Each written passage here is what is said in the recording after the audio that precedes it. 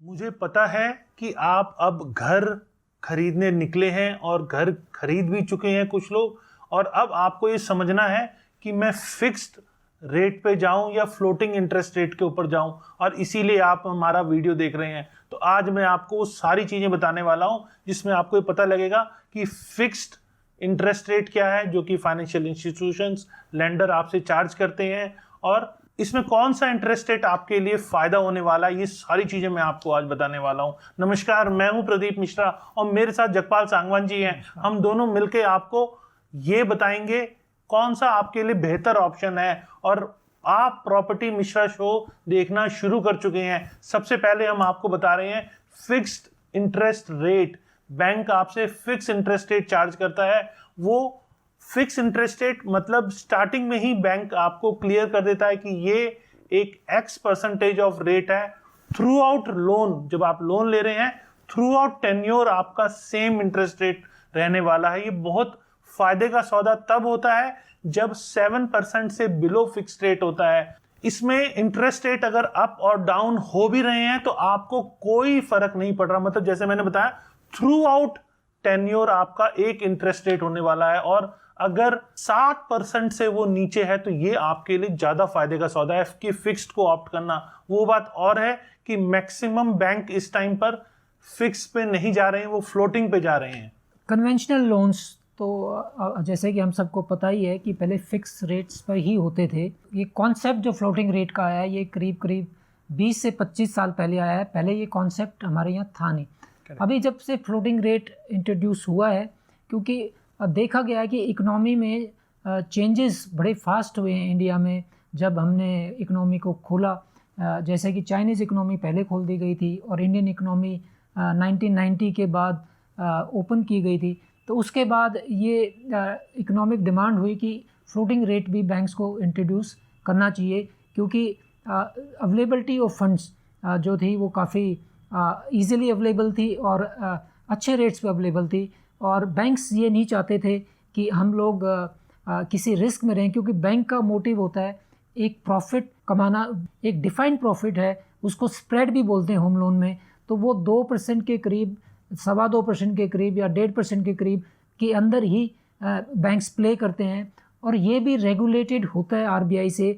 बहुत ज़्यादा प्रॉफिट भी वो अगेंस्ट आरबीआई गाइडलाइंस के नहीं ले सकते हैं।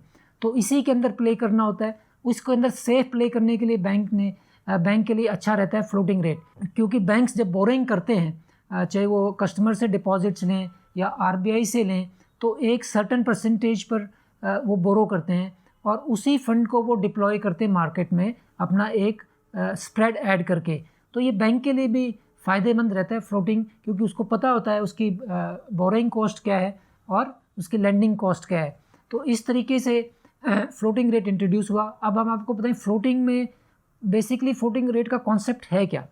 फ्लोटिंग रेट में जब कस्टमर एक होम लोन ले लेता है, वो बेंचमार्क किया जाता है रिटेल प्राइम लेंडिंग रेट के साथ। तो ये रेट जो है लिंक्ड होता है आरबीआई के रेपो रेट से। रेपो रेट जो है आरबीआई की एमपीसी कमेटी यानी कि monetary policy committee time to time change करती है depending upon the economic indications of the economy.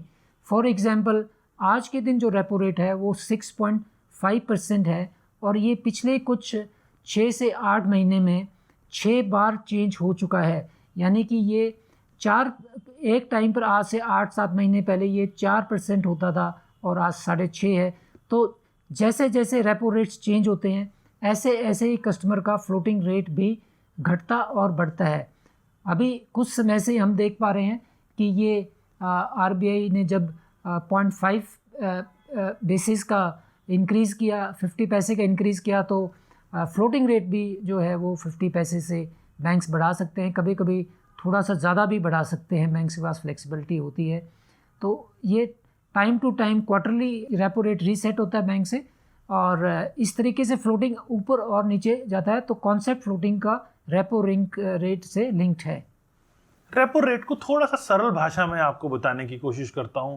मतलब आरबीआई द्वारा ये फिक्स कर दिया जाता है कि रेपो रेट मतलब अगर आरबीआई बैंक को पैसा दे रहा है तो वो रेपो रेट के हिसाब से दे रहा है। और बैंक के पास अगर आपका दिया हुआ जमा पैसा अगर ज़्यादा है तो वो रिवर्स रेपो रेट, मतलब वो बैंक को, वो आरबीआई को जब पैसा देता है तो वो रिवर्स रेपो रेट कहलाता है। आपने अक्सर ये सुना होगा रेपो रेट और रिवर्स रेपो रेट, पर आपके जीवन पे कैसे इम्पैक्ट करता है? अगर बैंक जो पैसा बोरो कर रहा है वो ज़्यादा है, ज़्यादा इंटरेस्ट रेट के ऊपर वो आरबीआई से बोरो कर रहा है, तो नेचुरल सी बात है कि आपका इंटरेस्ट रेट होम लोन का वो ज़्यादा होने वाला है। और अगर वो पैसा दे रहा है उस पे उसे क्या इंटरेस्ट मिल रहा है, मतलब बैंक भी एक तरह से एक बिजनेस कर रहा है, उसे पैसा मिल रहा है, वो उसके आगे आपको पैसा दे रहा है, उसके ऊपर वो अपना एक्सपेंसेस, ऑपरेशनल कॉस्ट प्लस अपना प्रॉफिट ऐड करके वो उसके बाद आपको इंटरेस्ट रेट के ऊपर पैसा देता है।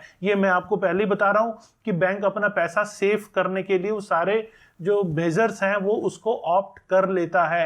90% केसेस में देखा गया है कि बैंक फ्लोटिंग इंटरेस्ट रेट के ऊपर आपको देना चाहता है और 10% केसेस में ही फिक्स इंटरेस्ट रेट पे जाता है, क्योंकि यहाँ इंटरेस्ट रेट्स के ऊपर फ्लक्चुएशन है, रेपो रेट और रिवर्स रेपो रेट पे फ्लक्चुएशंस हैं। इसीलिए बैंक चाहता है कि जैसी कंडीशन आए, जैसी मेरी बोरोइंग कॉस्ट है, मैं वैसे ही आगे दूं। इससे बहुत ज़्यादा लोड उनके ऊपर नहीं पड़ता है, उनके लिए सेफ और साउंड होता है कि जैसा पैसा हमें मिल रहा है उसी के ऊपर operational cost plus profit add करके हम आगे दे रहे हैं। इसीलिए बैंक प्रेफर करते हैं कि वो आपको फ्लोटिंग इंटरेस्ट रेट के ऊपर ही लोन दें। जैसे कि प्रदीप जी ने बताया, उसी को हम आगे बढ़ाते हुए कि आपको चॉइस फ्लोटिंग और फिक्स में किस बेसिस पे करनी है, कौन सा आपके लिए बेटर है, इसके लिए मैं आपको 4 फैक्टर्स बताता हूं जो आपको बहुत हेल्प करेंगे इन डिसाइडिंग।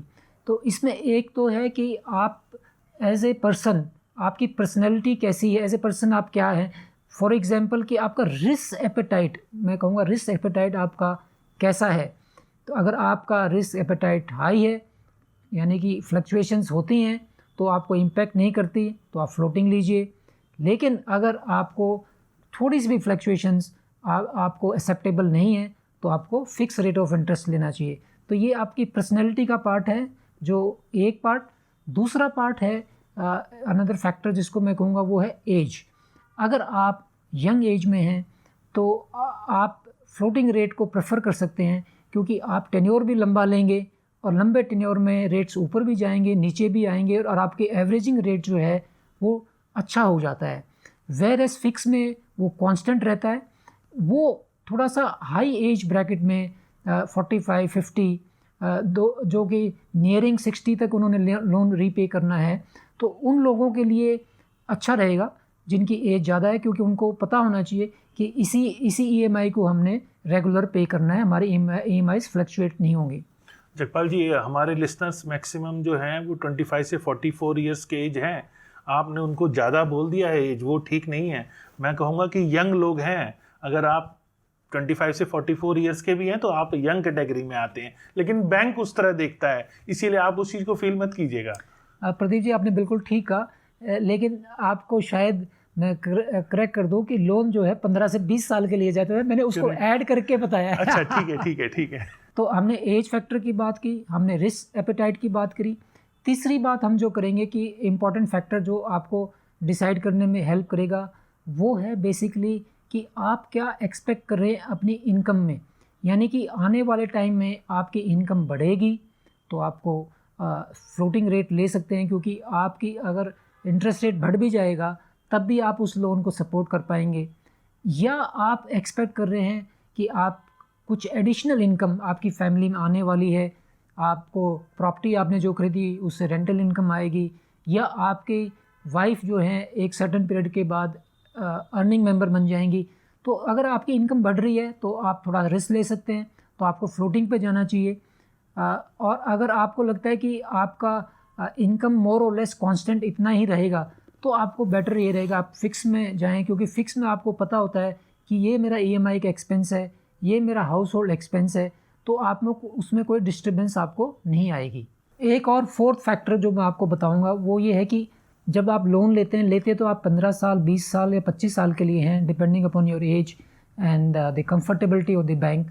बट बहुत से कस्टमर्स लोन ज़्यादा टेन्योर के लिए ले रहे हैं, बट इंटेंशन उनकी पे करने की होती है 5 to 7 ईयर्स में, यानी कि वो बुलेट पेमेंट्स बीच बीच में करके और लोन के टेन्योर को रिड्यूस कर देते हैं, और उनको ये रहता है कि हमारी इनकम्स आगे बढ़ेंगी, एडिशनल सोर्सेज से भी आएंगी या किसी और प्रॉपर्टी के सेल से आएंगी। तो इस टाइप के बायर्स जो कि प्री पेमेंट्स ज़्यादा जल्दी करेंगे, तो उनको फ्लोटिंग ही लेना चाहिए, क्योंकि उनका लोन टेन्योर शॉर्ट हो रहा है और उसमें फ्लक्चुएशन ऑफ इंटरेस्ट रेट भी कम ही हो पाएंगे, बहुत ज़्यादा नहीं हो पाएंगे। तो ये 4 फैक्टर्स मैंने आपको बताए हैं। आपका रिस्क एपेटाइट, आपकी किस एज ब्रैकेट में आप हैं, आप प्री पेमेंट्स यानी कि लोन, हमने ज़्यादातर यही देखा है कि लोन 15-20 ईयर वाले जो है 7 to 8 ईयर में बंद कर दिए जाते हैं, क्योंकि कस्टमर या तो अपनी प्रॉपर्टी को अपग्रेड कर लेता है या उसकी इनकम बढ़ जाती है और वो उसको प्री पे कर देता है। तो ये फैक्टर्स जो हमने आपको बताएं, ये आई एम श्योर आपको हेल्प करेंगे ये एसेस करने में कि कौन सा रेट आपके लिए अच्छा रहेगा। एक और चीज़ मैं आपको बताना चाहूँगा, अगर आपने कोई रेट ऑफ इंटरेस्ट चूज़ कर लिया है, फॉर एग्ज़ाम्पल आपने फ्लोटिंग चूज़ किया और कल को आपको लगा कि मुझे फिक्स में होता तो मैं अच्छा था, तो आपको मोस्ट ऑफ द बैंक्स ये चॉइस देते हैं कि आप फ्लोटिंग से फिक्स में जा सकते हैं और फिक्स से फ्लोटिंग में आ सकते हैं लोन टेन्योर के बीच में। उसके लिए बैंक्स एक चार्ज लेते हैं, उसको एडमिनिस्ट्रेटिव चार्ज कह सकते हैं, उसको फ़ीस कह सकते हैं, जो normally 0.5% of the loan outstanding, यहाँ पे मैं थोड़ा सा क्लैरिफाई कर दूँ, आउटस्टैंडिंग लोन की बात कर रहे हैं, सैंक्शन लोन या डिसबर्स लोन की बात नहीं कर रहे हैं, तो वो भी आपको बेनिफिट मिल जाता है। तो स्विच करने का भी एक ऑप्शन आपके पास है। तो इतना इंटेलिजेंट तो कस्टमर लोन लेने के बाद हो ही जाता है कि उसको कब स्विच करना है और कब नहीं करना है। प्रदीप जी, आप कुछ और बताना चाहें? देखिए, स्विचिंग के बारे में मैं आपको डिटेल्ड वीडियो बना के दूंगा, क्योंकि स्विचिंग अक्सर आपके पास टेलीकॉलिंग आती होगी कि सर मैं फलाना डिगाना बैंक से बोल रहा हूँ या बोल रही हूँ, आपका इंटरेस्ट रेट ये है, या आप जिस भी बैंक से आपका लोन चल रहा है आप स्विच करवा लीजिए। ठीक है, मतलब पोर्टेबिलिटी जब से शुरू हुई है तो आप पोर्ट करा लीजिए हमारे बैंक में। तो पोर्टेबिलिटी में क्या रिस्क फैक्टर्स हैं, आपका फ़ायदा हो रहा है, एजेंट का फ़ायदा हो रहा है, ये सारी चीज़ें मैं आपको डिटेल्ड वीडियो में जल्दी आपके लिए लेकर मैं सामने आऊँगा। उम्मीद है आपको हमारी दी हुई जानकारी होम लोन लेते समय बहुत काम आएगी, और अगर काम आ रही है तो मैंने जैसा बताया कि अच्छा लगे तभी लाइक और सब्सक्राइब कीजिएगा। कमेंट सेक्शन में बताइएगा आपको कैसा लगा, क्या ये जानकारी आपके लिए फ़ायदे का सौदा है। मैं 100% श्योर हूँ कि ये इन्फॉर्मेशन होम लोन लेते टाइम अगर आप वेरीफाई कर लेंगे तो आपको, हमारे लिसनर्स को, कोई बैंक या फाइनेंशियल इंस्टीट्यूशन बेवकूफ़ नहीं बना सकता। नमस्कार। नमस्कार।